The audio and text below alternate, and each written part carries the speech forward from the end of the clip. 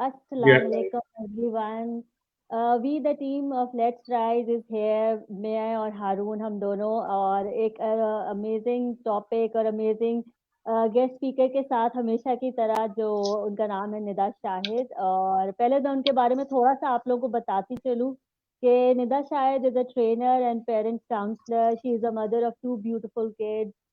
माशाल्लाह से she studied child and developmental psychology. और she want to make a change in society by working on parenting skills.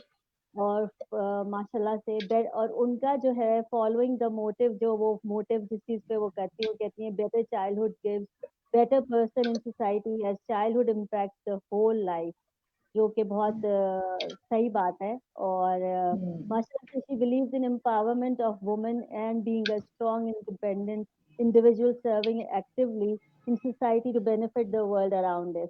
माशाल्लाह से उन्होंने बहुत इस चीज़ के ऊपर काम किया है. और हमारा आज का टॉपिक भी जो है वो है बीइंग अ कॉन्शियस पेरेंट, जिसके ऊपर जो है निदा शाहिद थोड़ा हमें बताएंगी.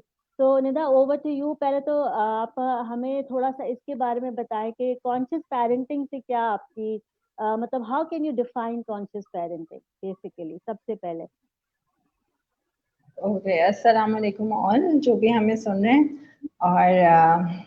और कॉन्शियस पेरेंटिंग, देखो, हमारे एक मेजर कॉन्सेप्ट है और बहुत पुराना कॉन्सेप्ट है कि हम as soon as we become parents, जैसे ही हम माँ बाप बनते हैं वैसे ही हमें अकल सलीम अता हो जाती है और हम बहुत अच्छे से लेके चल सकते हैं. I also did some major blunders in parenting. और उस वक्त मुझे आइडिया नहीं था, उस वक्त मेरे बच्चे थोड़े छोटे थे. एंड मेरी बेटी को स्कूल में कुछ ट्रबल था which I was not actually acknowledging just because I was busy, right? तो फिर later on मतलब start giving her attention कि भाई ये किस तरह से ये इस तरह बिहेव कर रही है या इसके एबनॉर्मल बिहेवियर्स को थोड़ा सा, एबनॉर्मल तो नहीं कहूंगी, like she was disturb, she was extremely disturb. And when I start putting attention towards this, I come to know कि मैं तो जानती ही नहीं हूँ बच्चों को. वो थोड़ा सा सर्च करने पे आइडिया हुआ ना कि लाइक ये क्या है, मतलब parenting is a skill that I need to learn. वो मुझे वहां से आइडिया हुआ, यानी उसकी स्कूलिंग प्रॉब्लम्स की वजह से. तो बहरहाल I jump into it and then I just go on and on and on and on with that. And then I joined psychology and developmental psychology as well, like how the brain works actually, or cognitive behaviors क्या होते हैं और ये सब. Over the period of time, I realized कि the first thing I need to be a parent is to be conscious of myself, conscious of what I do, और हर लिहाज से जो मेरे बच्चों के लिए चीज़ें बेनिफिशियल हैं उसके लिए मुझे कितना कॉन्शियसली काम करना है या कितना खुद कॉन्शियस रहना पड़ेगा. हर वक्त अलार्म्स ऑन होने चाहिए मेरे कि मैं उसमें से बेटर अपने बच्चों के लिए चूज कर सकूं, because there are so many options provided in the outer world. तो अब कॉन्शियस पेरेंटिंग को हम यही डिफाइन करेंगे कि आप जो भी एफर्ट, क्योंकि सबके हालात डिफरेंट हैं, सब एक डिफरेंट एनवायरनमेंट में पेरेंट हैं. किसी के बच्चे ऑब्वियसली सबके बच्चे डिफरेंट होते हैं, ठीक है, even the siblings do not match each other. तो हम यहाँ पे अलग अलग इन्वायरमेंट्स की बात करेंगे, अलग अलग क्लासेस हैं सारे पेरेंट्स के पास, obviously they are not from the same class, और उनके जो पोटेंशियल्स उनको प्रोवाइडेड हैं वो भी डिफरेंट हैं.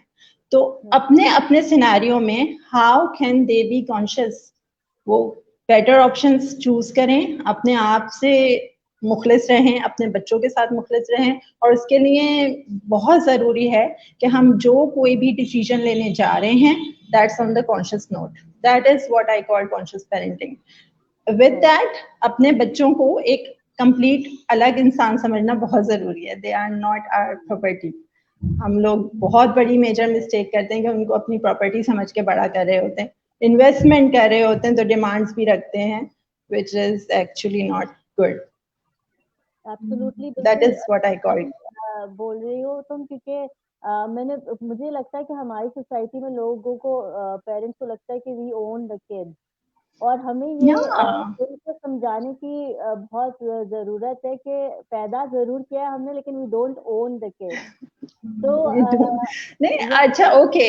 If I should say, like, we should own our kid in terms of love, in terms of unconditional, love we can actually share with them.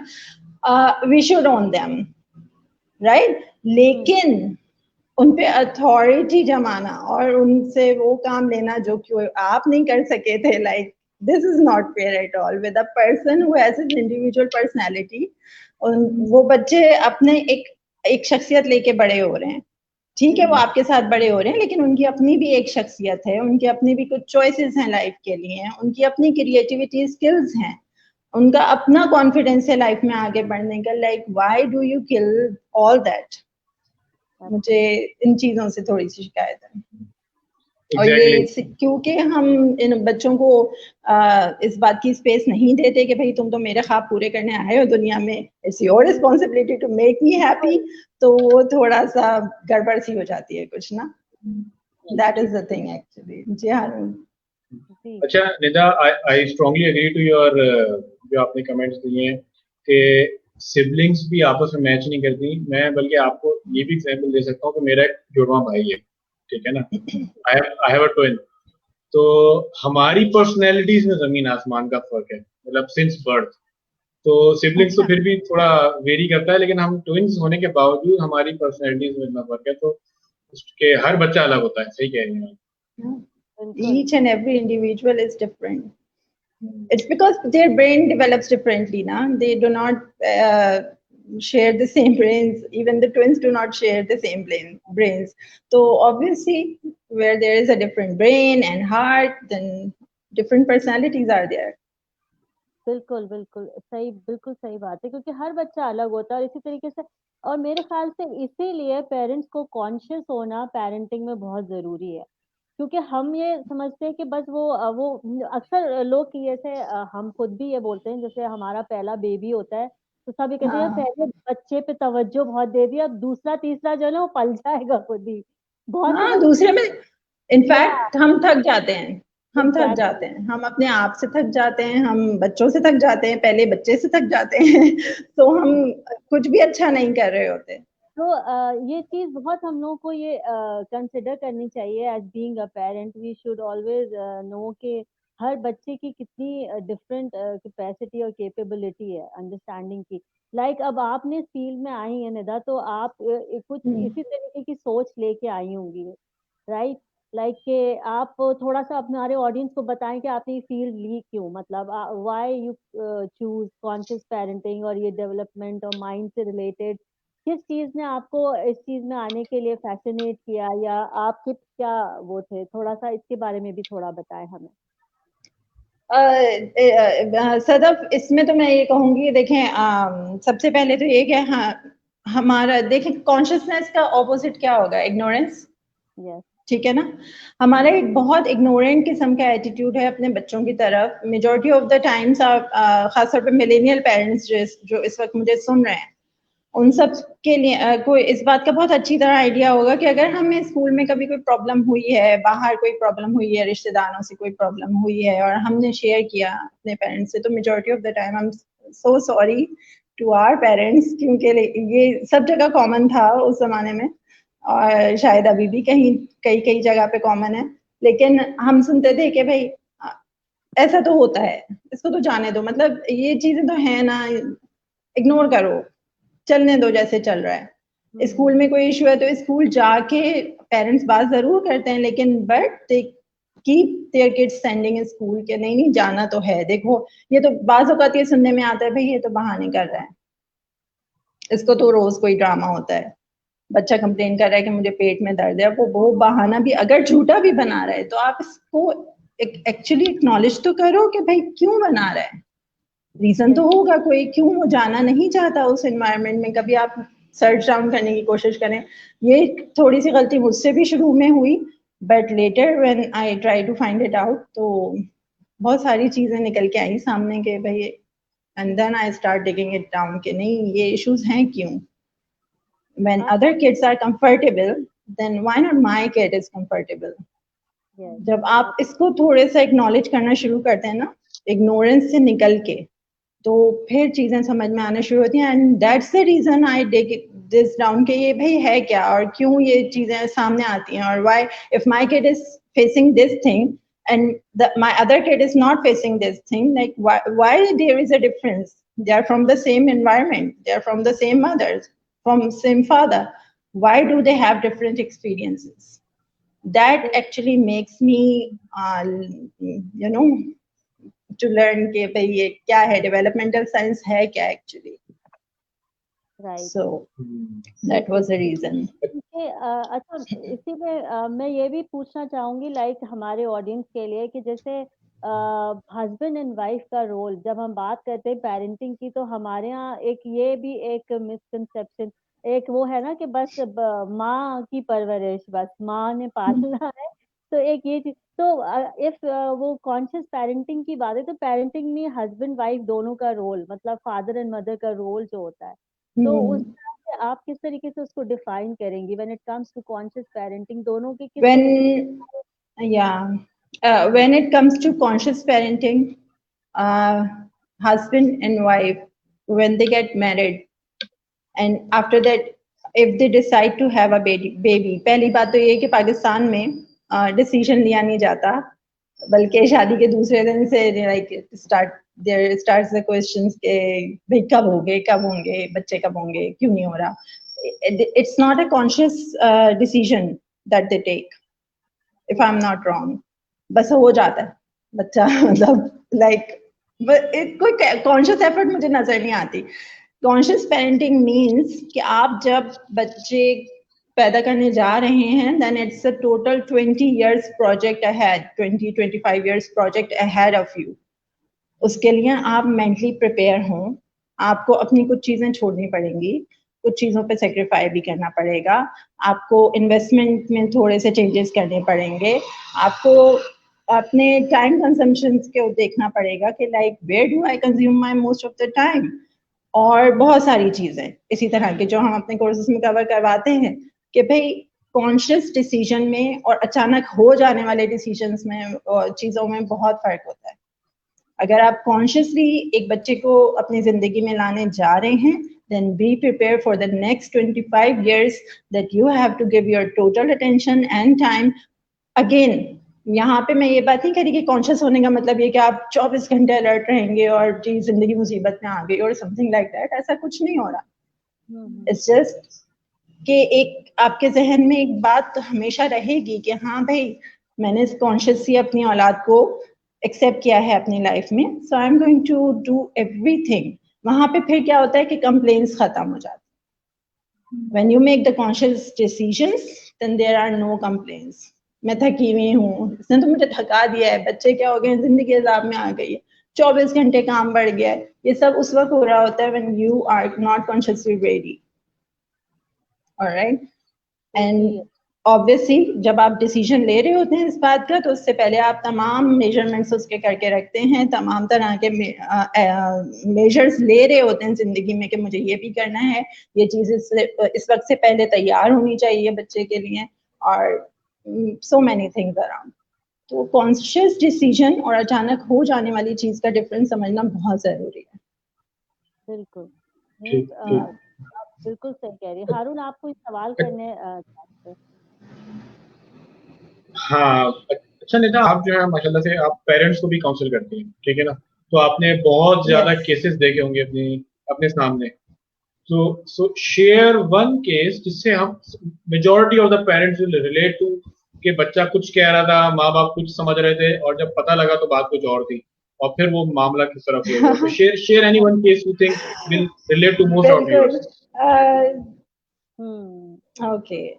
अभी recently मेरे पास एक केस आया था and I could relate this to myself. ये गलती मुझसे भी हुई थी. बल्कि मैं थोड़ी शर्मिंदा ही होती हूँ उसको सोच के कि हम लोग किस तरह के स्टूपिड मिस्टेक्स करते हैं ना बीइंग अ पेरेंट. बच्चे भी क्या, मतलब अगर बच्चे बेचारे एक तो बुरा सोचते नहीं कभी पेरेंट्स के बारे में, लेकिन मतलब ये उनके साथ कितनी बड़ी ज्यादतियां करते हैं हम लोग. एक खातून आई थी मेरे पास अपनी बेटी को लेके. She was in class 6, she was in grade 5, ठीक है. और वो बच्ची को बार बार बोले जा रही, मतलब इतने ज्यादा इंस्ट्रक्शंस उसको दे रही थी, वो थोड़े से टाइम स्पैन में उन्होंने मुझे कन्वे कर दिया था कि लाइक ऐसे बैठो, यहाँ नहीं करो, ये नहीं छुओ, हाथ नहीं लगाओ इस चीज को, मतलब continuously she was giving her ना डायरेक्शंस। अच्छा, कंप्लेन पूछी तो पता चला कि भाई ये पब्लिक स्पीकिंग नहीं करती है, स्कूल में परफॉर्मेंस नहीं देती है, स्टेज पे नहीं आती, सारे बच्चे क्लास के परफॉर्म करते हैं, ये परफॉर्म नहीं करती है। ठीक है, I started talking to the child, तो बच्ची अभी बोलने से पहले अपनी अम्मी को देखने लगी, एंड देन उनकी अम्मी ने कहा, हाँ बेटा बोलो, बताओ तुम्हें क्यों घबराहट होती है क्या? As soon as she started speaking, उनकी मत, अच्छा तुम चुप रहो मैं बताती हूँ। There I got the point कि वो बेचारी क्यों नहीं बोल पा रही है। वो स्कूल में आपने उसका कॉन्फिडेंस शटर खुद कर दिया है घर में, मुस्तकिल ये बोल बोल के। वो जब घर में भी कम्युनिकेट करती होगी, मैंने उनसे थोड़ा और पूछा तो पता चला कि हाँ जी 24 घंटे उसे ये जुमला सुनने को मिलता है, तुम चुप हो जाओ, चुप करके बैठो। कोई आ गया है तो उससे बात करने के बाद, बेटा मेहमान आए हैं, खामोश होकर बैठ जाए कोने में। They cannot communicate.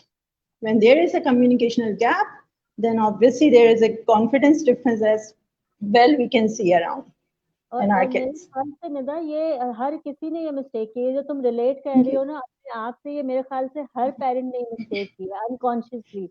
हमारे सबसे पहले बच्चे जो कम्युनिकेशन सीखते हैं वो घर में मेहमानों के साथ ही तो करते हैं, सोशल कम्युनिकेशन। मेहमान आते नहीं है कि बच्चों को या तो एक रूम में बंद कर दिया जाता है या उनसे कहा जाता है कि वो बिल्कुल इतना सुपर बिहेवियर शो करें that they are supernatural kids, they are not real kids, ऐसा होता है। और फिर मैंने उनको थोड़ा सा समझाया था। सही, बिल्कुल सही।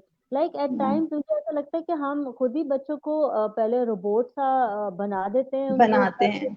लाइक ये बोल बोल के ना, कि जो अभी आपने जो एग्जांपल दी ना, तो it's so relatable.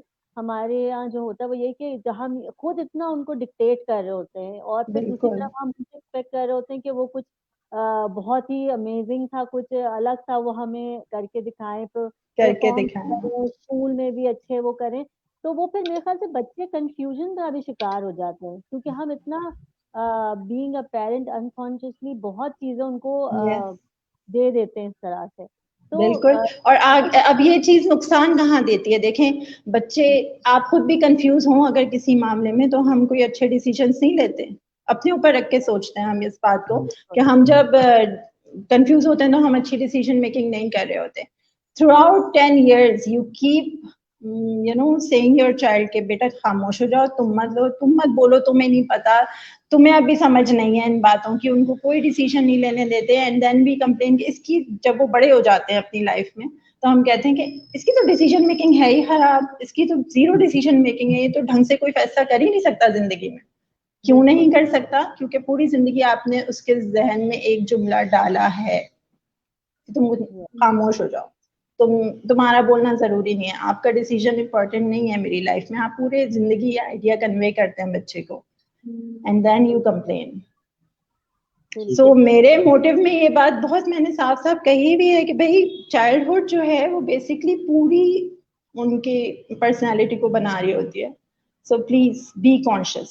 Be conscious whatever you say, whatever you do, whatever you perform, whatever the kind of people you meet, whatever the friends you keep, and each and everything. Live a normal life, easy life, but be a conscious person. मतलब थोड़ा सा सोचना बहुत जरूरी है। अच्छा निदा, एक बात बताएं कि बच्चे जो होते हैं अमूमन उनकी एज लेवल के हिसाब से ना वो बहुत वो होते हैं कि जब ऑब्वियसली बहुत छोटे होते हैं तो उस वक्त उनकी समझने और सलाहियतें थोड़ी कम होती हैं, बोलने की सलाहियत बहुत बाद में आती है बच्चों की। तो इस तरह का कुछ टिप्स हैं आपके पास कि बच्चा जब 1 से 2 साल का हो तो आपने ये चीजें उससे नहीं, ये बातें उससे नहीं करनी, या बच्चा जब 2 साल से 6 साल का हो तो ये बातें आपने ख्याल करनी है कि ये उसके सामने ना करें, या इस तरह का कुछ है आपके पास टिप्स? बहुत है Haroon, it needs a whole session. इतनी है। और टिप्स में मैं बताती चलूं, जैसे आपकी बेटी है 4 साल की, ठीक है, तो अब हम बच्चों, ये बच्चे इस वक्त हमें पूरी तरह एब्जॉर्ब कर रहे होते हैं, ईच एंड एवरी सेंटेंस से यूज। अब हम यूके में एक कोर्स कर, यूके के ट्रेनर थे, वो पेरेंटिंग का कोर्स करा रहे थे और उन्होंने बड़ा मजे का जुमला बोला था कि don't say a bad word in front of your kids, they will use it on your death day. Death day mean the day which would be you know very bad for you, उस दिन use करेंगे वो आपके लिए। So the thing is कि ये चीजें world wide recognise की जाती हैं कि हम बच्चों के आगे क्या बोलने जा रहे हैं, क्या जुमले उनको कहने हैं। When I was doing developmental sciences और ये cognitive abilities पढ़ रहे थे हम लोग, तो I came to a very interesting theory के external sentences जो बच्चा receive कर रहा होता है from a parent, from a teacher, from any other person who is going, they are going to meet. External sentences बच्चे का internal dialogue बनाते हैं और internal dialogue उसका character और confidence बनाते हैं। अब आप सोचें कितना इम्पोर्टेंट होगा, कितना इम्पोर्टेंट होगा कि वो सेंटेंसेस भी अच्छे हों। जब वो उसका कैरेक्टर बिल्डअप करने जा रहे हैं वो सेंटेंसेस, तो ऑब्वियसली वो कितनी कॉन्शियस बात होनी चाहिए, उसमें कोई नेगेटिव जुमला नहीं होना चाहिए। एक छोटी सी रिलेटेबल मिसाल लेते हैं कि हम लोग बच्चों को डायरेक्शंस किस तरह से देते हैं ना, बात सुनो, ये काम करके वो भी देख लेना और उसके बाद वहां जाके ये कर देना और फौरन ये काम करके मेरे पास वापस आके ये होमवर्क करके दिखाओ। मतलब 3-4 डायरेक्शंस मिक्स करके दे रहे होते हैं बच्चे। A 4-year-old, a 5-year-old, I should say 4 to 6-year-old kid is not able to, or they can hardly differentiate between two of the sentences or recognize two of the sentences. तो अच्छा होगा कि अगर आप अपनी डायरेक्शंस को थोड़ा simplify कर दें। जैसे बेटा एक वक्त में आपको एक ही काम कहना है और उसमें नेगेटिव सेंटेंसेस ही होने चाहिए ना। हमारे यहाँ तो बात तानों से शुरू होती है, ताने तो सुनने पहले होते हैं, बाद में इंस्ट्रक्शन आ रही होती है। कभी मजाल है कि सफाई कर लो ना तुम लोग, हाँ इंसान बनो, बेटा पहले इंसान बनो फिर कुछ, मतलब इस तरह की चीजें बोल रहे होते हैं। तो समझ ही नहीं आता कि एक्चुअल डायरेक्शन थी क्या। वो एक्चुअली कमरा सफाई करने की बात हो रही होती है, but it's all messed up.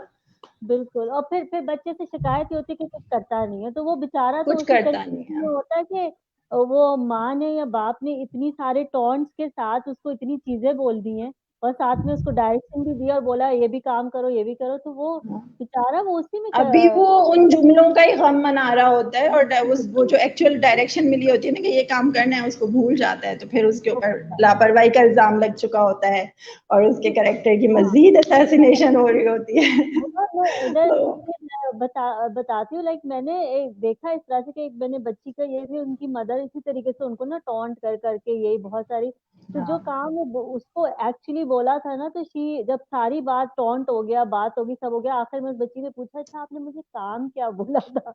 Like तो मतलब That's so 10 true. years old, 10 या 11 years old kid और she just asked you कि अच्छा आप मुझे काम क्या बोला था, लाइक तो वो उसकी अम्मा ने उसको और उस पर डांटा कि मतलब तुम लॉस्ट रहती हो, तुम सुनती नहीं हो और ये। तो आई वाज लाइक कि ऐसे हम लोग को बहुत जरूरत है पेरेंट्स को बताने की, समझाने की। सदफ आप यकीन करो, जब से मैंने ये चीज खत्म की है, one direction at a time, no should not be used in the sentence, नहीं के साथ मतलब ये मत करो हमें बोलना ज्यादा जरूरी है, रादर देन हम लोग पॉजिटिव जुमला नहीं बोलते कि बेटा ऐसा कर लो, ठीक है ना। ये जुमला ज्यादा जरूरी है बोलना कि ऐसा कर लो, लेकिन हम लोग हमेशा नेगेटिव बोलते हैं, ये मत करो, यूं मत कहो, ठीक है। ये बहुत नेगेटिव इन्फ्लुएंस होता है ब्रेन के ऊपर, बच्चा नहीं कर पाता उन चीजों को कैरी कि ये मना हो रहा है या मुझे करना क्या है, या मे बी वो वही काम करके दिखाना शुरू कर देगा। That's the subconscious science. अब मैंने जब से थोड़ा सा कॉन्शियस होके ये चीजें अप्लाई करी ना, बिलीव मी, बाकायदा मतलब मैं सुनती हूँ कि तुम्हारे बच्चे बहुत फर्माबरदार हैं, I feel proud you know at that time के, लेकिन उसके पीछे एफर्ट क्या है, मुझे बहुत कॉन्शियसली जिस वक्त मैं उनसे बात कर रही होती हूँ अपने जुमलों के ऊपर थोड़ा सा ध्यान देना पड़ता है कि लाइक मेरी डायरेक्शन क्या है, मेरे जुमलों में कोई वर्ड नेगेटिव तो नहीं है। या इसमें ये बताने की लोगों को बहुत शदीद जरूरत है कि हम लोगों को पहले अपने को करेक्ट करना बहुत जरूरी है। हम लोग अपने को करेक्ट नहीं करते, हम हमेशा दूसरे के ऊपर उंगली उठाते हैं। वो उस दूसरों में हमारे बच्चे भी होते हैं, हमारे हस्बैंड भी होते हैं। मतलब अगर मैं मदर हूँ तो मैं अपने हस्बैंड पे उंगली उठाऊंगी और बच्चों बिल्कुल। को चाहूंगी, ये नहीं देखूंगी कि मैं किधर गलत हूँ, तो ये करने की बहुत जरूरत है। तो बिल्कुल सही बोल रही हैं। और अच्छा मुझे कपल्स एक need to be on the same page. सबसे पहली चीज कि आप बैठ के अपना क्राइटेरिया सेट कर लें कि हमें बच्चों के सामने ये बात करनी है, ये नहीं करनी है। हमें बच्चों के सामने इस तरह से बात करनी है, एक दूसरे को इज्जत दे के। एंड पॉलिसी एक ही होनी चाहिए कि भाई घर में जो रूल्स फॉलो हो रहे हैं वो सबके लिए हैं। हस्बैंड के लिए भी उतने ही इंपॉर्टेंट होने चाहिए जितने बाकी घर वालों के लिए इंपॉर्टेंट है। इट्स नॉट कि सिर्फ मदर उनको डिस्प्ले करके दिखाएगी, Yes. Husband should to. और हमारे यहाँ तो उल्टा हो रहा था, हमारे यहाँ तो ये सोसाइटी में हो रहा था कि वो सब लड़ाई भी बच्चे के सामने हो रही होती है, और उनके कॉन्फ्लिक्ट भी होते हैं, मतलब अम्मा कुछ कहती है तो अब्बा कुछ कह देते हैं, अब्बा कुछ कह रहे होते हैं हाँ तो अम्मा कुछ कह रही होती है, और उसका फायदा फिर बच्चे भी उठाते हैं। तो ये चीज भी बिल्कुल। आप बच्चों को जब कंफ्यूजन की बात होती है, तो कॉन्शियस की बात जब वो करते हैं, तो निदा यही लोगों को बता रही होती हैं कि इसलिए कॉन्शियस होना जरूरी है कि जो आपका ह्यूमन बिहेवियर है, तो उसमें एज अ पेरेंट आप उसको किस तरीके से लेके चले कॉन्शियसली, वो बहुत जरूरी होता है, इम्पोर्टेंट होता है। जैसे मैं बहुत एक छोटी सी एग्जांपल दूंगी कि लाइक मैंने घरों में देखा है लाइक कि एक पेरेंट जो है वो अपने बच्चे को टैबलेट दे देता है या फोन पे बिजी रखता है कि चलो तुम, अभी मैं बिजी हूँ और अभी मैं कहा हूँ, ये इसको फोन दे दो, या वो मेड के पास होता है बच्चा आजकल, जो हम या कर बेसिकली। तो और दूसरा जो पेरेंट है वो उसको नहीं पसंद आ रहा होता, वो जब मना करता है तो वो उनके आपस में झगड़ा हो होता है, लेकिन बच्चा अपने आराम से वो यूज कर रहा था, उसको पता है कि मैं तो यूज कर लेता हूँ, लाइक इट्स तो अम्मा अब्बा लड़ उसको रास्ता मिल जाता है निकलने का ना। एग्जैक्टली। तो आप ये निदा ये बताएं कि कितना नुकसानदेह आजकल के जमाने में जो इतना ज्यादा बच्चों को टैबलेट मोबाइल का पकड़ा दिया गया है, और उनको सिर्फ इसलिए कि वो बस उस पे गेम खेल रहे हैं, जी बिजी हैं तो बिजी रहें तो अच्छा है, क्योंकि नहीं होंगे तो तंग करेंगे और हमारे पास टाइम नहीं है। ये तो छोटे बताएं। बच्चे भी जो मतलब 2-2 साल या के 3-3 साल के बच्चे हैं वो भी अपनी पोएम देख रहे हैं, तो कार्टून देख रहे हैं, तो हाँ बच्चों को एग्जैक्टली तो वो जो बिल्कुल उनको स्क्रीन टाइम जितना एक्सपोजर मिल रहा है तो उसका क्या है, आप बताएं थोड़ा सा। बिल्कुल। इनफैक्ट उससे क्या अब इसकी जैसे है ना निदा के लाइक, अब जैसे वर्चुअली क्लासेस भी होने लगे हैं, तो अब और लोगों को इसमें टाइम वो मिल अवेयरनेस हो रही है। यस, हाँ, इसके थोड़ा इसका भी थोड़ा बताएं आपके क्या उससे इसमें। स्क्रीन टाइम 20 या मिनट से ज़्यादा नहीं होना चाहिए। एक नॉर्मल ब्रेन एक्टिविटी जो होती है ना वो आफ्टर 20 मिनट्स नॉर्मल बिहेवियर ये होता है कि भाई आप स्विच करना चाहते हो अपनी एक्टिविटी को नेचुरली। ठीक है, आप कोई किताब पढ़ें तो 20 मिनट्स के बाद आपको एक की जगह 4 अल्फाज दिखने शुरू हो जाएंगे थोड़ा सा आपको चेंज चाहिए होगा, अनलेस कि वो बहुत कोई इंटरेस्टिंग या आपका इंटरेस्ट हो उस बुक में। स्क्रीन्स सबसे पहला जो काम करती हैं वो आपकी इमेजिनेशन खराब करती हैं, जो कि चाइल्डहुड में बहुत ज्यादा इंपॉर्टेंट होती है। इमेजिनेशन जितना ज्यादा बच्चे करते हैं उतना ज्यादा उनकी ब्रेन पावर बढ़ती है, उनके कनेक्शंस स्ट्रांग हो रहे होते हैं। जो न्यूरो कनेक्शंस होते हैं हमारे ब्रेन में वो स्ट्रांग ही इन सब चीजों की वजह से होती हैं। when they imagine, when they try to think, when they try to match something। जैसे हम पजल एक्टिविटी बहुत कराते हैं ना बच्चों को, छोटे बच्चों को, वो क्यों होती है? पजल्स इसलिए दिए जाते हैं ताकि वो कनेक्शंस जब वो एक कंप्लीट करके खुद से अपनी एफर्ट से एक पिक्चर ड्रॉ कर लेते हैं। उसमें भी मैंने पेरेंट्स को देखा है, खुद नहीं बेटा ये वाला नहीं ये वाला लगाना है, ओ भाई लेट देम थिंक उनको खुद से सोचने दें प्लीज। लेकिन ना पेरेंट्स हर जगह कूद जाते हैं ना ये काम करने के लिए, they want to simplify everything which is not good. The more they think, the more they imagine, the more their neuro connections become strong। और आपको पता है एक छोटे से बच्चे के दिमाग में यानी 1.5 ईयर का जब बच्चा होता है तो उसमें न्यूरो कनेक्शंस की तादाद क्या होती है? 10 billion. Can you imagine? That's the start only. और आप जब उसको सिंप्लीफाई कर रहे होते हैं एक्टिविटीज को, उसको एफर्ट नहीं करने देते, किसी चीज पे सोचने नहीं देते, तो आप क्या करते हैं कि आप उनके ब्रेन एक्टिविटी को स्लो कर रहे होते हैं। और ये सब काम हम बहुत अनकॉन्शियसली कर रहे होते हैं। दैट इज व्हाई ऐसे केस यहाँ पे कॉन्शियस होना बहुत जरूरी है। आप मौजूद रहें, देखते रहें बच्चे को, लेकिन हर चीज को हेल्प आउट मत करें। Let them fix their puzzle on them, you know, on their own. हर चीज में जंप करके उनकी चीजों को सॉर्ट आउट नहीं करें अनलेस कि वो खुद मदद मांगने आपके पास नहीं आ जाते। बिल्कुल, ये बहुत जरूरी है। अब स्क्रीन टाइम से क्या हुआ कि भाई विजुअलाइजेशन बढ़ गई, हम देख ज्यादा रहे, हम सोच कम रहे, ठीक है। जब आपके सामने इमेजेस आते रहेंगे वन आफ्टर अनदर और 1000 of images in a minute change हो रहे होते हैं, तो आप सोचें कि उस ब्रेन की एक्टिविटी क्या होगी, क्या डेवलपमेंट होगी उसमें? Zero. Because that brain is not imagining anything, they are not thinking anything, they are just watching, and bulk of data is going into their brain which is actually not good for them. बिल्कुल भी अच्छा नहीं है इतनी बड़ी तादाद में data पहुंचना एक छोटे से बच्चे के दिमाग में। कम से कम उसको 18 साल का 15 साल का होना चाहिए, and then they should move on to just 2 hours activity on their phone, that's it. और उससे छोटे बच्चे अगर हैं तो 20 minutes is way more enough, half an hour is too good for them, बस उसके बाद मत दें, half an hour के बाद रिमूव कर दें स्क्रीन उनकी आंखों के आगे से। अब तो जरूरत क्या है आपको पता है, हम याद होगा हम लोग बड़े हुए थे, हमारे जमाने में मोबाइल नहीं था, टीवी सिर्फ 1 घंटे के लिए ऑन होता था, पीटीवी का ड्रामा आया करता था एंड खबरनामा चलते हुए हम लोग खाना खा रहे होते थे, so we use not to look at the screen. और मुझे याद है कि हम बड़ी कहानियां सुन सुन के बड़े हुए हैं और उन कहानियों में हमने इमेजिनेशन की है। मैंने एक एक्सरसाइज करवाई थी एक दफा बच्चों से ना, बहुत डिफरेंट क्लास के बच्चे थे वो, मैंने एक एक्सरसाइज करवाई थी एक दफा उन लोगों से। Believe me, I was just so surprise कि एक ही कैरेक्टर में डिफाइन कर रही थी लेकिन हर किसी ने अलग अलग ड्रॉ किया। यानी कैरेक्टर की डेफिनेशन मैं उनको दे रही थी, like there is a hat which is red and the person has a huge beard or he has bulging eyes or big ears, लेकिन सब बच्चों के कैरेक्टर्स डिफरेंट दिख रहे थे। स्टिल सबके कान बड़े थे लेकिन अलग अलग तरह के बड़े थे, किसी के हाथी के कान थे, किसी के शेर के कान थे, तो अजीब मैंने उसमें वो देखा। तो डाइवर्सिफिकेशन इज देयर। हम लोग क्या करते हैं, स्क्रीन प्रोवाइड करके आपने उसकी विजुअलाइजेशन बढ़ा दी, बल्क ऑफ डेटा बढ़ा दिया और इमेजिनेशन बंद कर दी, ऑलमोस्ट बंद, which is not good.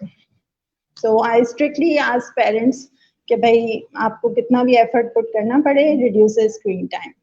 जान मत छुड़ाएं अपने बच्चों से, screens are not good for them.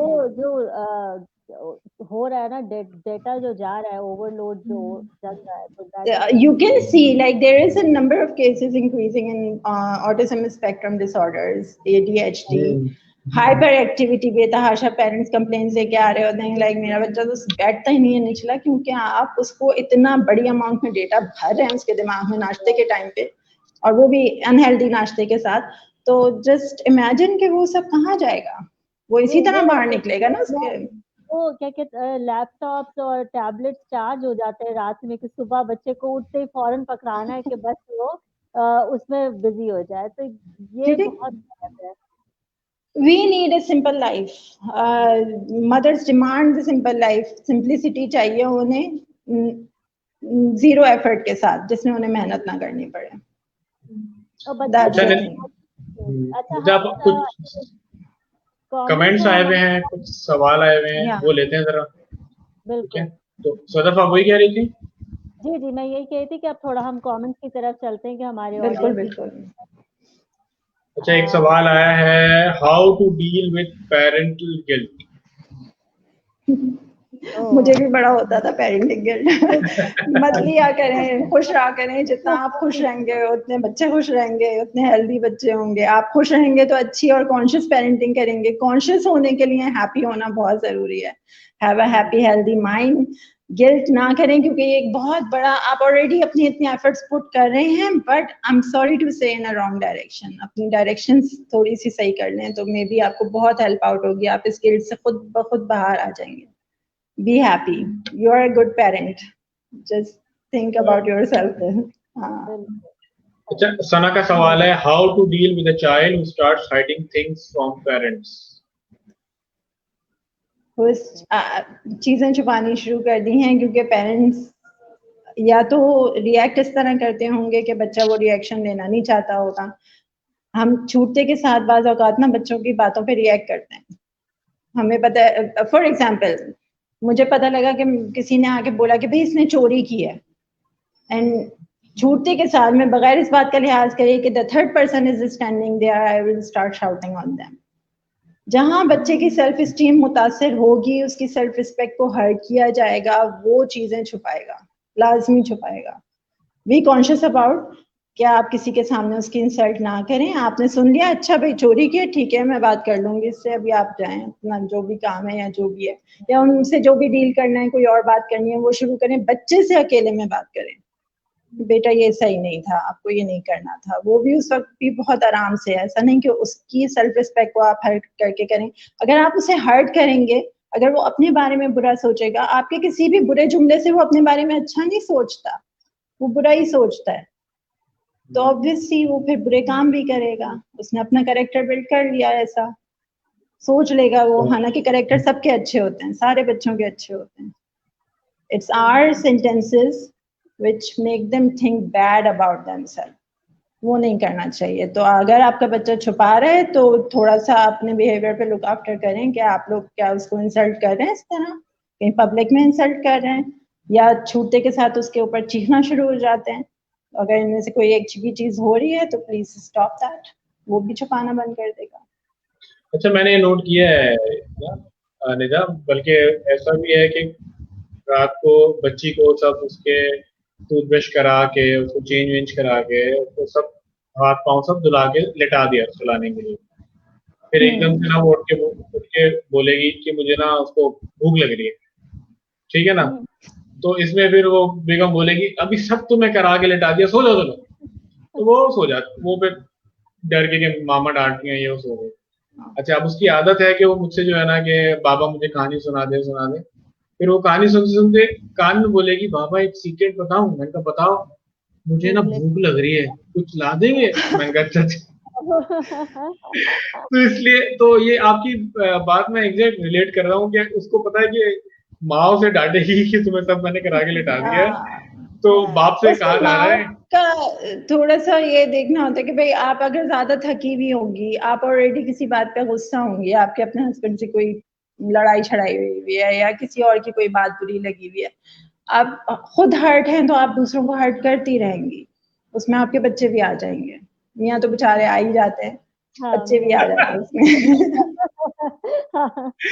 Same goes with मियाँ। हारून आप ज्यादा ना हंसे, सेम गोज विद मियाँ लोग। हाँ, मियाँ लोग भी करते हैं बिल्कुल। लेकिन we need to be happy, we need अच्छा, to be happy। मैं हारून की जो हारून ने जो बात पूछी उसी में थोड़ा सा मैं इंक्लूड ये करूंगी कि उस जगह पे फादर क्या करे जब मदर ने मना कर दिया, और वो फिर होता है ना कि फादर का दिल के अच्छा चलो यार तुमको भूख लग रही है तो खा लो या कुछ इस तरह से, तो वहां पे किस तरह से टैकल करना चाहिए बच्चे को? नहीं, देखें, पहली बात तो ये कि ये मत करें।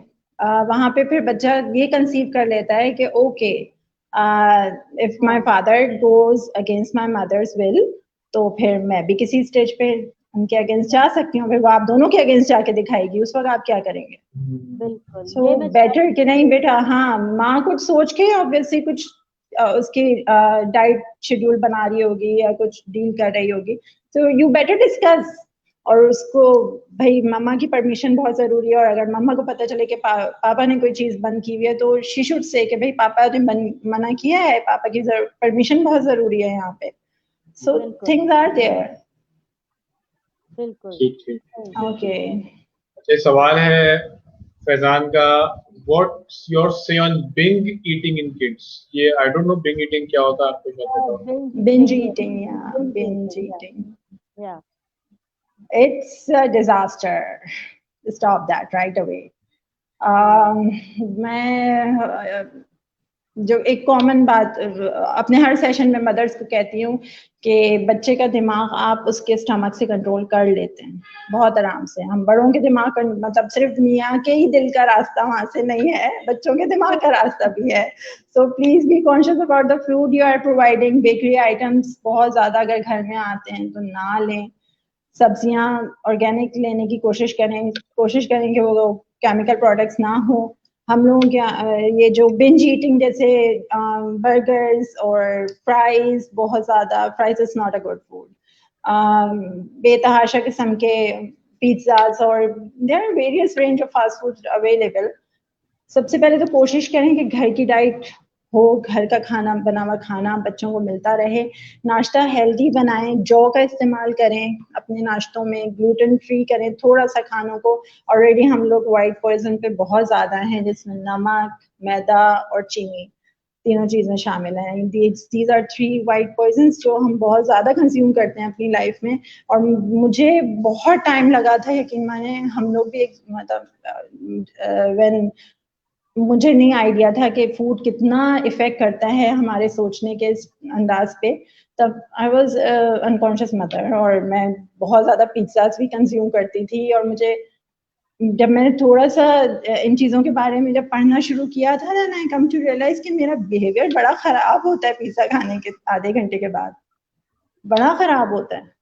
अब मतलब अल्फाज भी अच्छे नहीं होते, बिहेवियर भी अच्छा नहीं होता, एटीट्यूड भी अच्छा नहीं होता। क्यों? रीज़न क्या है? या कोई भी ऐसा फास्ट फूड जिसमें मैदा और चीनी बहुत ज़्यादा इस्तेमाल हुए हुए थे, जिसमें नूडल्स आ जाते हैं, जिसमें मैक्रोनीज आ जाती हैं, बहुत सारे मैदे से बनी हुई बहुत सारी चीज़ें आप डेली बेसिस पे अगर कंज्यूम करें, believe me your behaviour will be uncontrollable. आपकी टॉलरेंस कम हो जाएगी थोड़ी देर के लिए। कभी कभार चल जाता है, it's okay, but not daily, on the daily basis. So avoid binge eating. अच्छा, सुलेमान का मैसेज है, अस्सलाम वालेकुम कह रहे हैं और नाइस टॉपिक कह रहे हैं। वालेकुम अस्सलाम।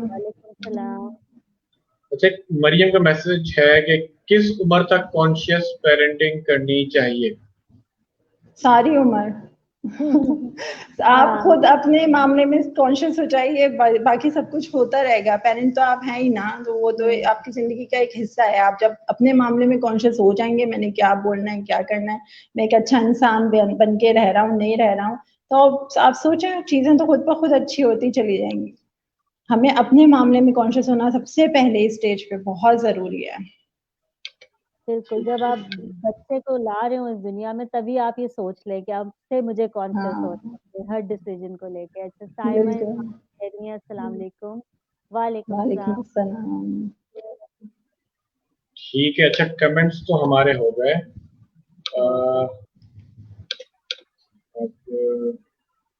अच्छा, तो अब जो है हम लोग इस चीज़ पे बात करते हैं, लाइक अब हम थोड़ा कॉन्शियस पेरेंटिंग को इस एस्पेक्ट से भी देखते हैं, लाइक जिन फैमिलीज में बहुत अब्यूजिव लैंग्वेजेस यूज हो रही होती हैं या वहाँ प्रॉब्लम्स क्रिएट हो जाती हैं, शादियों में मतलब हस्बैंड वाइफ की शादी खत्म हो रही होती है या ऐसी प्रॉब्लम्स क्रिएट हो रही होती हैं, तो वहाँ पे किस तरीके से आप कोई एक पेरेंट किस तरीके से उसको डील करे जब बच्चों की बात आती है? क्योंकि मैंने बहुत से बच्चों को ऐसे देखा है कि वो बच्चे पता नहीं अल्लाह ताला की तरफ से ऐसे है या क्या है कि वो फिर इस तरीके के सवाल करते हैं या वो बहुत कॉन्शियसली समझदार हो जाते हैं या फिर वो दूसरी तरफ चल पड़ते हैं। मतलब 2 एक्सट्रीम साइड्स हो जाती हैं, आई थिंक तो कुछ ऐसा होता है। तो बिल्कुल ऐसा होता है। यस, तो निदा इसके बारे में कुछ आपकी क्या राय होगी कि ऐसी सिचुएशन में किस तरीके से हैंडल करना चाहिए? लाइक ग्रैंड पेरेंट्स को भी देखें, कॉन्शियस पेरेंटिंग में मेरे ख्याल से ग्रैंड पेरेंट्स भी हमारे इन्वॉल्व होते हैं। आप क्या कहती हैं निदा इस बारे में?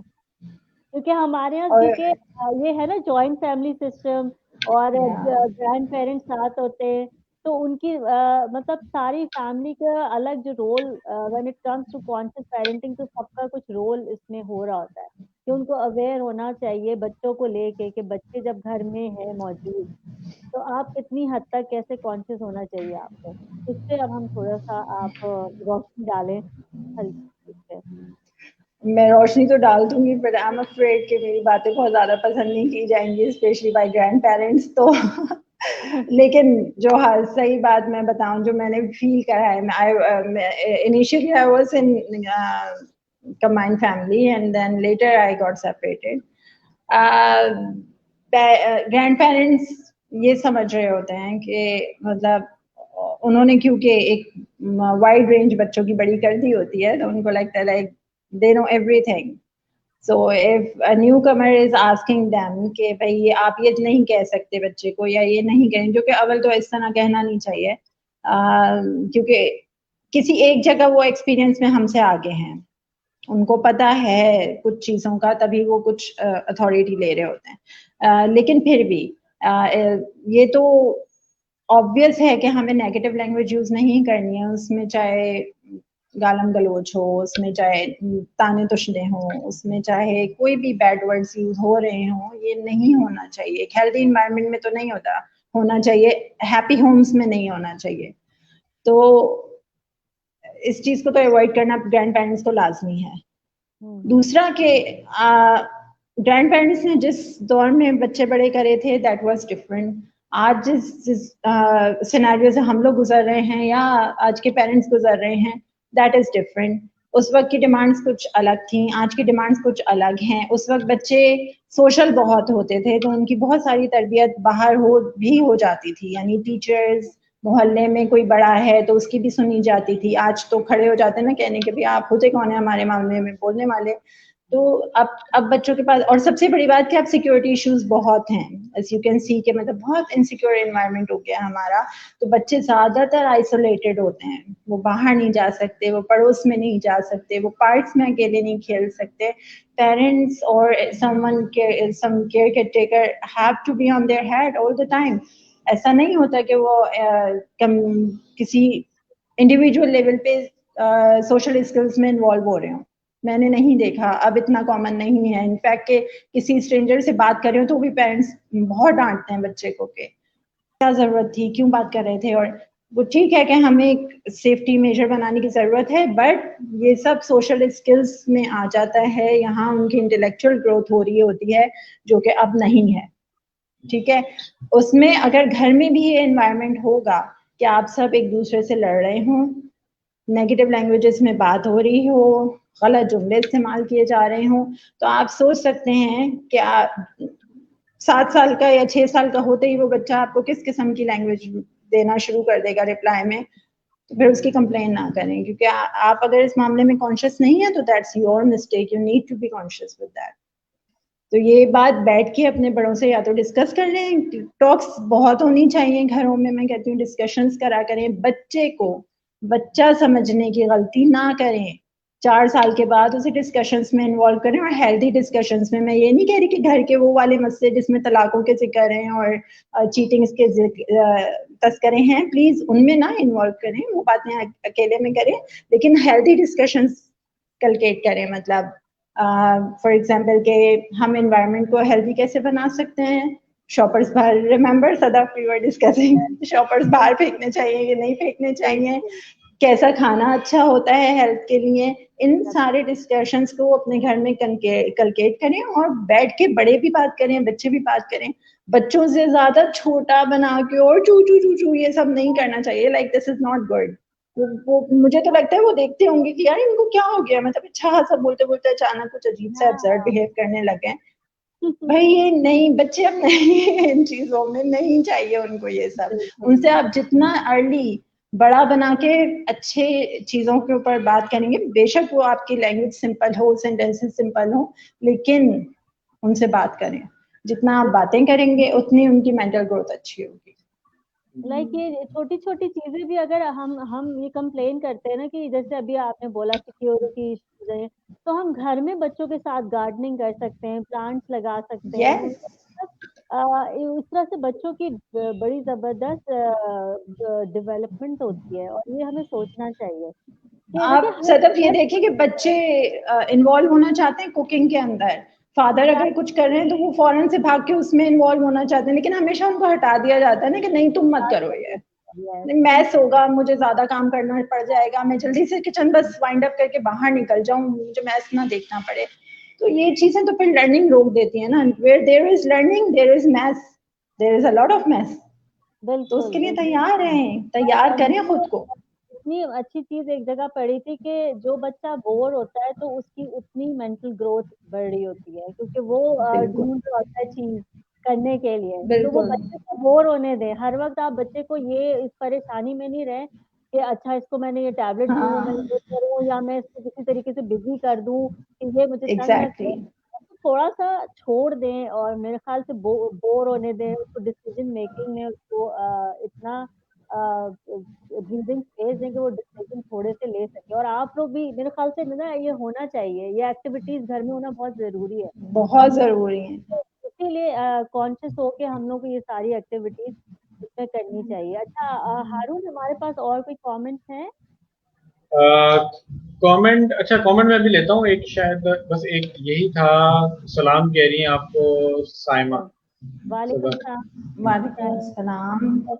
अच्छा निदा, आपकी बात से मैं बहुत कंकर करूंगा कि जो बच्चे कहते हैं ना हमें भी करना है। अब मेरे पास एक बाकायदा टूल किट है, मैं चीजें तो खराब हो जाती है तो खोल खोल के मैं सही कर रहा था, तो पता नहीं मैंने क्या खोला था, आई डोंट नो, कोई टॉय था कि कोई टोस्टर था, तो बच्ची फौरन मेरे पास आ गई, बाबा मैं भी खोलूंगी, मैं भी करूंगी, ये भी करूंगी।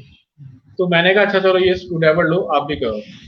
तो उससे हुआ नहीं, लेकिन वो लगी रही, करती रही, और फिर उसने कहा अच्छा आप बताएं कैसे होगा बाबा, ये वो। तो वो थोड़ा इन्वॉल्व रही। तो इसी तरह एक दफा वो आके कहती है बाबा अपनी टूल किट तो दिखाए मुझे, तो फिर मैंने उसको खोल के दिखाया, देखो ये हैमर है, ये स्क्रू ड्राइवर है। तो उसने उसने कोई चीज खराब नहीं की, लेकिन वो बड़ा इंटरेस्टिंग देखती रही। इसी तरह वो अपनी, हाँ हाँ इसी तरह अपनी मदर को देखती है कि वो रोटी पका रही है, तो कह रही है बाप मामा मुझे, अब मुझे भी रोटी पकानी है। तो उसको छोटा सा पेड़ा दे देती है, वो खुद ही अपना खिलौने का बेलन लाएगी, उससे खेलती रहेगी उसको, और वो खेलती रहेगी उसके साथ। बिल्कुल ये होना चाहिए, क्योंकि देखो मैं अपना शेयर करती हूँ। मेरी मदर ने हमेशा ये किया कि वो जब रोटी बनाती थी ना, तो मुझे मुझे उन्होंने ला के दी हुई थी इस तरह की चीजें। वो बर्तन नहीं बच्चों के होते जिसमें वो करते, तो वो मुझे भी इस तरह से, जो हारून तुमने बोला ना पेड़ा बना के दे दिया, तो वो मुझे साथ कहा कर देती थी कि चलो तुम अपनी रोटी बनाओ। वो टेढ़ी मेढ़ी जैसी भी रोटी बनी थी, लेकिन वो इतनी मैं खुश होती थी। और वो पक भी जैसी भी होती थी, फिर मेरे फादर वो खा भी लेते थे बेचारे, कच्ची कच्ची ना, मुझे खुश करने के लिए। लेकिन वो फीलिंग, ये चीजें इतनी मजे की होती है कि मुझे होता है कि अब ये मेरे ख्याल से हमें अपने घरों में यूज करनी चाहिए, सब काम ही करने चाहिए बच्चों के साथ हर वक्त। बिल्कुल। शुरू में जो आपने बोला ना कि हम जो इतना बच्चों को टॉन्ट करते हैं, टोकते हैं, सीधे बैठो, उठो, खड़े हो, सीधा बैठो, यूं नहीं करो, ऐसे नहीं करो, बजाय इसके उनको इन ये चीजें करने के लिए आप लोग इन्वॉल्व करें, तो आप तो खुद ही देखेंगे कितना बड़ा चेंज होगा। और वो जो हम कहते हैं ना कि गैप हो गया है, जनरेशनल गैप हो गया है, वो चीज मुझे होता है कि खुद ऑटोमेटिकली खत्म होने लगेगी। Am I right Nida? Yeah. Yes. Can you hear me? Yes, हाँ आपकी जी बिल्कुल आवाज आ रही है आपकी निदा। बिल्कुल। मेरी स्क्रीन फ्रीज हो गई है। Okay now it's okay. नहीं नहीं, आवाज आ रही है, आ रही है, बिल्कुल आ रही यस, आ रही है। ये बिल्कुल सही बात है। एक तो हम लोग सबसे बड़ी चीज, पेरेंट्स मैथ से बहुत डरते हैं कि हमें मैथ समेटना पड़ेगा, और ये वो आप ना समेटें, आप बच्चे को भी साथ में लगाएं, उसको भी बोलें कि भाई ये तुमने मैथ फैलाया है, इसको क्लीन भी करना है यहाँ से, ताकि उसको शुरू से सफाई की आदत पड़े। और हर जगह वॉलंटियर मत बन जाया करें, थोड़े काम उनके ऊपर भी छोड़ दें। बहुत ज्यादा एक ही बात को बार बार कहना, हो सकता है वो टीनेजर्स का खास तौर पे मैं कहूंगी कि उनका मूड होता है तो वो काम करते हैं, you know, they once listen you, they say okay, then leave them, फिर वो कर लेंगे उस काम को। उसको बार बार पीछे पड़ना जरूरी नहीं है कि वो चिढ़ा देते हैं ना पेरेंट्स बार बार बोल बोल के। तो वो ये चीजें थोड़ी सी खत्म होने की जरूरत है। चॉइसेस जरूर दें अपने बच्चों को। हमारे यहाँ एक चीज बंद कर दी जाती है, फॉर एग्जाम्पल अगर स्क्रीन बंद कर दी है तो घर में कोई दूसरी चॉइस है नहीं उनके पास। फिर हम ये चाह देंगे वो स्टिल होके बैठा भी रहे, तो शोर भी ना हो, तो आवाजें भी ना आए, तो बच्चा कुछ गंद भी ना करे। ऐसा नहीं होता, आपने कुछ तो उसे चॉइसेस देनी होती हैं करने के लिए। सो ईदर यू गिव देम, या फिर वो अपने लिए खुद फाइंड आउट करेंगे। Let them do that. हम लोग तो हर चीज बंद नहीं कर सकते बच्चों के लिए। This is not okay. बिल्कुल बिल्कुल। तो बच्चों को किसी ना किसी एक्टिविटी में इन्वॉल्व वो खुद को रखते हैं। They do not sit like elders and think के भाई क्या हो रहा है, ऐसा नहीं। ऐसे बच्चे से ना एक्सपेक्ट करें, और यूजुअली पेरेंट्स करते हैं। हाँ, और मैं यहाँ बोलना चाहूंगी, बच्चों को बच्चे रहने दें प्लीज। या मतलब उनको ये नहीं करे जो हमें चाहते हैं ना कि बस वो बस अपने बेस्ट बिहेवियर में और बहुत जबरदस्त। उनको अभी तो एज है उनकी स्ट्रेस फ्री लाइफ गुजारने की, हाँ, तो अभी बड़े सीखना होके तो नहीं वो इधर उधर भागते फिरेंगे। आप एक्सपेक्ट करते हैं ऐसा कुछ? ना। मैं तो उसमें ये कहूँगी कि हमें भी अपने अंदर का बच्चा जो है ना उसको रखना चाहिए एज बीइंग अ पेरेंट। हाँ, बीइंग अ पेरेंट, यस, तभी तो बहुत हम जरूरी है ये। या तो ये भी बहुत इम्पोर्टेंट है। तो मेरे ख्याल से ये हमारा बहुत अच्छा डिस्कशन और बहुत हेल्दी टॉपिक, अमेजिंग टॉपिक था, जो बहुत ज़रूरत है हमारी आजकल। इसकी जितनी बात करें, और निदा से हम इंशाल्लाह आगे इस पे चल के मजीद वर्कशॉप्स और बात भी करेंगे, जिसमें हम पेरेंटिंग के ऊपर बेसिकली उनके टूल्स, कॉन्शियस पेरेंटिंग के टूल्स क्या होते हैं, एनी और टाइम। यस, और कॉन्शियस पेरेंटिंग के लिए आप लोगों को किस किस तरीके से चीज़ें, और वो वाले पेरेंट्स जो अभी अर्ली स्टेजेस में, उनको, और जो बनने वाले हैं वो, तो ये जो पूरा एक ब्यूटीफुल सफ़र है पेरेंटिंग का ना, इसके बारे में कॉन्शियस अगर नहीं होंगे तो बाद में जाके आप बहुत रिग्रेट करेंगे। जब वो अच्छा पीरियड था उस वक़्त, तो हमने सिर्फ़ बच्चे को डाँट-डपट में गुज़ार दिया, टॉन्ट में गुज़ार दिया। तो निदा, अब हम अपने बस आखिरी नोट की तरफ चलते हैं, तो पहले आप प्लीज़ अपना बताएँ regarding the topic and session, और उसके बाद फिर हारून एंड देन मैं क्लोजिंग नोट दे दें Nida, what will be our closing closing note? कर लेंगे या पेरेंट्स के लिए क्लोजिंग नोट ये है कि अपने कॉन्शियसली अपने आप को देखें, बैठ के एक दिन तसल्ली से अपने बारे में सोचें कि आपका पेरेंटिंग स्टाइल है क्या। अगर मैं मेरी वर्कशॉप्स अटेंड कर सकते हैं तो ज़रूर करिए। बी एडिफाइड इज़ माई प्लेटफॉर्म, जहाँ से मैं काम करती हूँ। फेसबुक आईडी है मेरी अवेलेबल, वहाँ से आप मुझे कांटेक्ट कर सकते हैं। पेरेंट्स अपने आप को बैठ के एक दफ़ा अलाइन, मतलब बीइंग अ पर्सन, आप भले कोई वर्कशॉप ना भी अटेंड करें तो अपने बारे में सोचें ज़रूर, कॉन्शियसली सोचें कि मैं अपने बच्चे के साथ क्या कर रहा हूँ, मैं किस तरह का इंसान हूँ, मैं खुश हूँ या नहीं हूँ। सबसे पहले खुश होना बहुत ज़रूरी है, ख़ास तौर पे मदर्स। आप खुश होंगी, हेल्दी होंगी, तभी घर वालों का ख्याल सही से रख सकेंगी। अगर आप खुद दुखी हैं, हर्ट हैं 24 घंटे, तो आप कुछ भी नहीं दे सकती फैमिली को। और बच्चे फिर हमें वही रिटर्न कर रहे होते हैं जो हमने उन्हें 10-20 साल लग के दिया होता है ना। And we never want to receive that. ये सबसे बुरी बात है हमारी, कि हम वो चीजें रिसीव नहीं करना चाहते फिर बच्चों से। सो बी कॉन्शियस। गलतियां सबसे होती हैं, मुझसे भी होती हैं, अभी भी होती हैं, और फिर मैं उनको as soon as possible cover करने की कोशिश करती हूँ। लाइक हम सब इंसान हैं, हम सब गलतियां करते हैं, और गलतियां से सीखना ज्यादा जरूरी है, ना कि उन पर रिग्रेट करना। So please be conscious, be happy, think बिल्कुल। about yourself. Yeah. Thank you thank you so Nida. Much. और हारून, अब आपकी तरफ आते हैं हम, आप बताएं आपने regarding this session closing note. देखिए, बड़ा अच्छा सेशन रहा ये, बहुत मतलब कि मैं तो शायद अब निदा से ले लूंगा वर्कशॉप की डिटेल, और अगली दफा पहुंचा होऊंगा विद वाइफ। बिल्कुल, you're most welcome, I Harun. हाँ, क्योंकि बिकॉज मैं हाँ अब बहुत टाइम गुजर गया, वो नहीं रहा जमाना के पुराने जमाने के बच्चे खुद ही पल पड़ के जाते थे। अब इतनी टेक्नोलॉजी, इतनी रिसर्च आ गई है, और उसका फायदा लेना चाहिए आपको। आपको पता होना चाहिए आपका पेरेंटिंग स्टाइल क्या है, आपको बच्चे की डेवलपमेंट के लिए क्या करना चाहिए, क्या नहीं करना चाहिए। ठीक है ना? और ये कोई एक जैसे एक दिन का फैसला नहीं है, ये आगे 25 साल या लाइफ लॉन्ग जर्नी है, जो निदा ने बताया।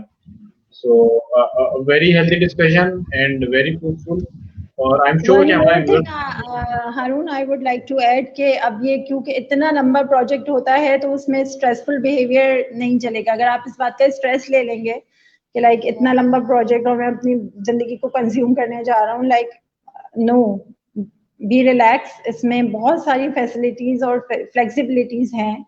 Just get to know what healthy is. तो वो थोड़ा सा देखना पड़ता है चीजों को ना। और दूसरी बात कि हम जिस माशरे में अभी रह रहे हैं और हम जिस तरह के मसले अपने आसपास देख रहे हैं ना, वो बैड चाइल्डहुड्स की वजह से हैं। And that's what I am confirm. तो exactly. So that's my closing remarks. Sadaf, अब आपकी बारी, and then we sign off. बिल्कुल। मैं, आप दोनों ने सारा कुछ इतनी अच्छी तरीके से कंक्लूड कर दिया, और निदा ने भी अमेजिंगली लोगों को बताया। लेकिन इस टॉपिक पे हम मेरे ख्याल से फॉलो अप करते रहेंगे और लोगों को बताते भी रहेंगे। लेकिन कॉन्शियस पेरेंटिंग को लेके एक चीज को मैं क्लैरिफाई करना चाहूंगी कि लोगों को ये भी लगता है कि कॉन्शियस पेरेंटिंग की बात आती है तो वो ये भी लोग समझते हैं कि उसमें बच्चे को कभी ना नहीं कहना चाहिए। तो ऐसा नहीं है, आप बच्चे को ना बोले, लेकिन उससे पहले आप उसको समझाएं, उससे कनेक्ट हो, बात करें, और अच्छे लिसनर बने। और वो सारी चीजें उसको आप तभी आपके सामने वो इंडिविजुअल इंसान जो है ना उसकी वो कहते हैं ना कि पर्सनालिटी तभी निखरेगी और अच्छी बनेगी जब आप उसको स्पेस देंगे, थोड़ा उससे बात करेंगे, उसको एक ह्यूमन बीइंग लेके, उसको इंडिविजुअल लेके बात करेंगे। That is something which all need to get aware कि हमें एक हर बच्चा अपनी एक इंडिविजुअलिटी लेके आता है, उसका एक अपना एक पर्सनैलिटी होती है, तो हर बच्चे को उसी तरह से उसको लेके चले, प्यार मोहब्बत से लेके चले। क्योंकि मैंने बहुत से पेरेंट्स को अब सुना है, निदा और हारून, कि जिनके बच्चों की शादियां होगी और वो कहते हैं कि आई विश कि मुझे अपने बच्चों का चाइल्डहुड दोबारा मिल सके, तो मैं उनको दोबारा से रीराइट करना चाहूंगी। और वो बहुत So दूसरे, true. और बहुत से लोगों ने मुझे ये चीज समझाई है कि कभी अपने बच्चे को ऐसे डांटो नहीं और हमेशा उसको बहुत प्यार मोहब्बत से लेके चलो, क्योंकि बाद में जाके यही रिग्रेट होता है कि हमने अपने बच्चों का जो बचपना था वो हमने उनको जीने नहीं दिया। तो इसी नोट पे हम Yeah. देंगे और बहुत दुआएं और प्यार के साथ, और इंशाल्लाह नेक्स्ट टाइम हम एक और अच्छे टॉपिक और एक अच्छे अमेजिंग गेस्ट के साथ आप लोग के सामने आएंगे। And thank you so much Nida for being here on our platform, और बहुत मजा आया आपसे बात करके। और Thank you for having me. It was a really good time with you too, and the audience as well. Thank you so much for having me here. Thank you चलें, so thank much. Thank you everyone, अल्लाह हाफिज़। Hafiz.